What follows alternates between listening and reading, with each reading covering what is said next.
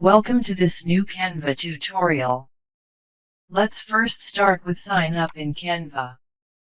Open Google and then search for Canva. Open the first link.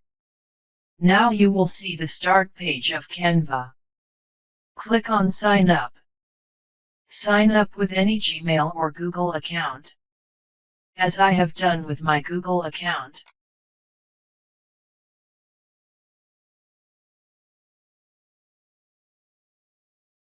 Now it will show a screen where it will ask for what purpose you want to use Canva. Select any one from them.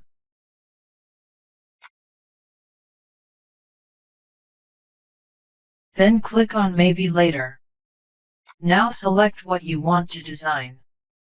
Post, logo, banner, thumbnail. You can see more options. I will select a post after that. Close the other pop-up. You are now ready with Sign Up now and can use Canva. Thank you. See you in another video. Please like, share, and subscribe.